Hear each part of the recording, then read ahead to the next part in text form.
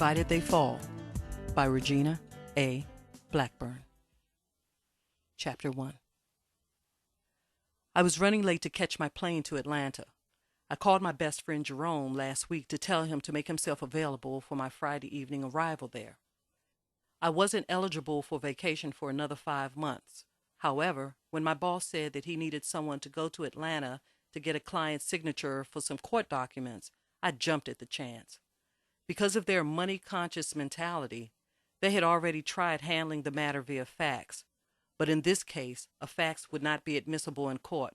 Great! Justice has been served. I have a few college friends in Atlanta that have suggested to me on more than one occasion to look into employment possibilities there, but I never followed up on it, hoping that my current situation with the law firm would improve.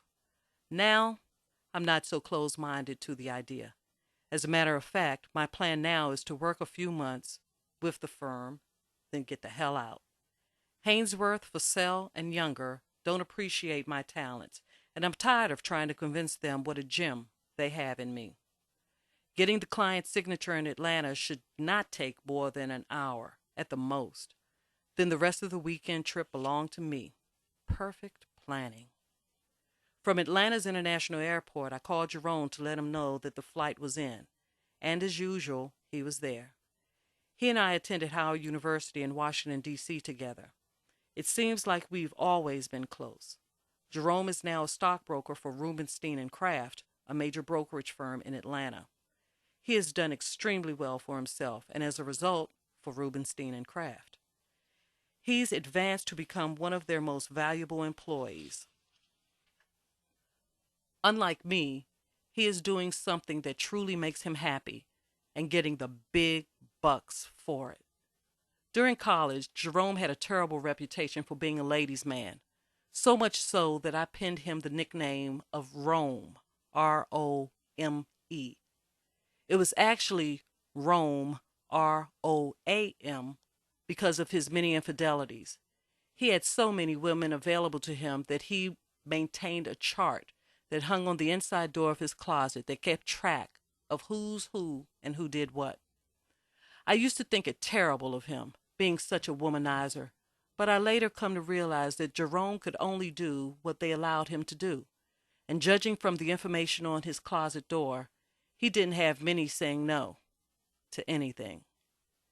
Everyone always assumed that he and I were more than friends because we were always around one another, but they were wrong. Jerome and I understood each other perfectly and could discuss anything: relationships, business ideas, desires, fears, dreams, personal baggage, anything. He stood about 6'6", light brown complexion, close-cropped hair, and beautifully bowed legs that you could dream of slipping in between. He had the cutest dimples on his cheeks and was in excellent physical condition. Jerome was a great swimmer and competed on the university swim team, where he won scores of medals and trophies. As a result of this activity, he had an incredibly massive chest and arms that were equally impressive. What woman could ask for more? His only vice was that untamed libido that seemed insatiable. He was not very committed to any one woman, unfortunately, but was still a good man. No doubt some lucky woman would snag him one day and become a very happy bitch. Black in the comfort hemisphere. Raven, hey baby, you look great. Must be someone real special in D.C. that's keeping you looking so luscious and happy, Jerome said. He reached out and embraced me. Damn, that felt good. He took my overnight bag and we proceeded to walk to his car. And how have you been, Rome? You've been keeping the ladies happy down here in the Southland? I asked, but already knowing what his response would be. Baby, if the honeys were any sweeter, I'd have diabetes. We both laughed. I gave the address of my firm's client, and we were on our way to his office. I was to meet the client by 4:30 p.m., and fortunately enough for me, I was right on schedule. After getting the signature, I re-entered Jerome's car. Hey, babe, I got a surprise for you. Really? What is it, Rome? I asked inquisitively. I'm now living in the Seraphian Sky Dome. You're kidding. The Seraphian? Yeah, he said proudly, smiling so wide that it accentuated his beautiful dimples. When did all of this happen? A few days ago, he said, beaming. Why didn't you call me? I asked. Well, I thought I'd surprise you. I hope you like it. I like it already. The Seraphian is a very posh condo community. I remember being invited to a party there a few years ago. I left there 3 days later after what turned out to be a very wild, private party between me and some guy. I don't remember his name, but I can never forget his condo. 4 bedrooms, 2 fireplaces, one in the living room and one in the master bedroom, a jacuzzi, 1.5 baths, and a spectacular picture window that extended across the entire wall of his living room. It was quite a view. I remember it well. Rome's condo was immaculately decorated in lacquered furniture and coordinated rugs. The walls were sprinkled with expensive artwork that made me nervous. I felt like I was in a museum or something, afraid to touch anything for fear that I'd damage it. It was beautiful. Raven, you can stay in any bedroom you'd like, except, of course, the master. That's for the master. How generous of you, master asshole, I said jokingly. Thanks. Hey, did you call the gang to tell them that I'd be in town today? I'm 1 step ahead of you, babe. They'll be here around 10-ish. Now you're talking, I said with excitement.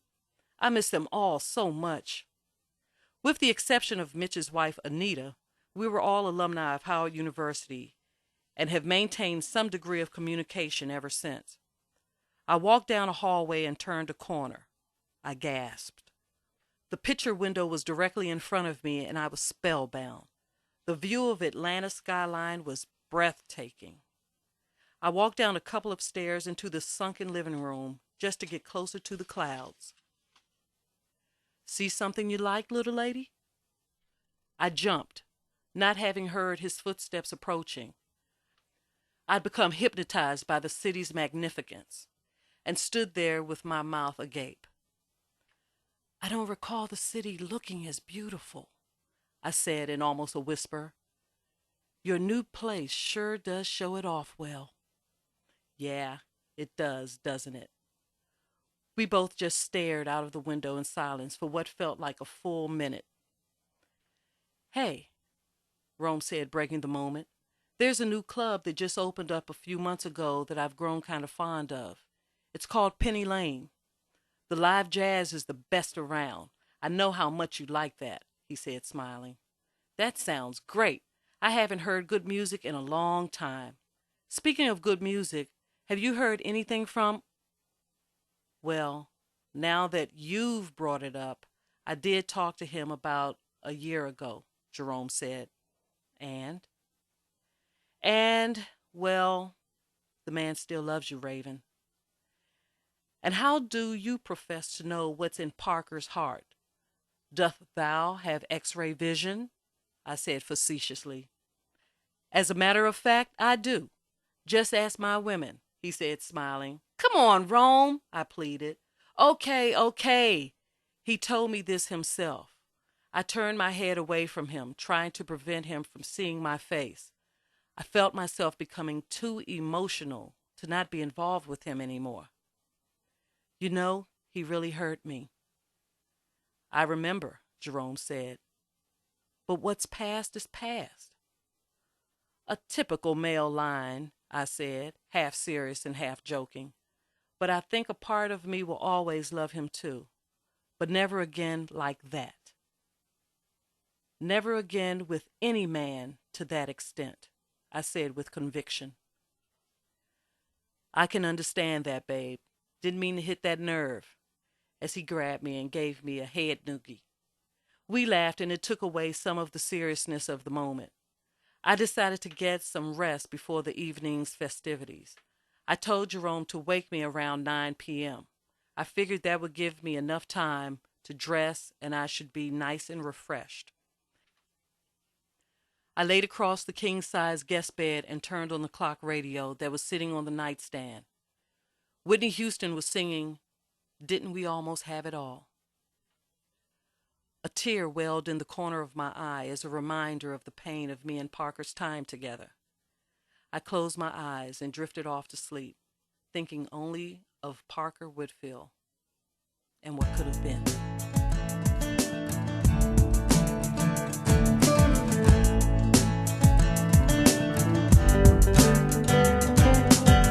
It's just the way it is, nothing new.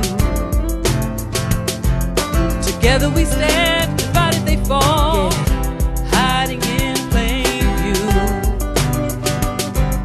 Smoke and mirrors and sleight of hand, you disappear at his command. Divided they fall, Separate the weak from strong. Divided, Blur the lines of right and wrong. divided they fall. Robin Hood but in reverse. Divided, The lowest dumb on planet Earth. divided they Fall, fall, fall, fall, fall, fall, fall, fall down. taking all there is, even hope. No one to trust except yourself. Hurt is all she wrote. It's on my mind. He takes from Peter to give to Paul, crushing dreams that fall and fall. Divided they fall. Separate the weak from strong. Divided. Blur the lines of right and wrong. Divided they fall. Robin Hood but in reverse. Divided. The lowest dumb on planet Earth. Divided they Fall, fall, fall, fall, fall, fall, fall, fall down. thought that he was the answer. We all did. Thought that he had our back. Lied right to our face. Turns out the one thing he accomplished was knocking us off track and sealed it with a kiss.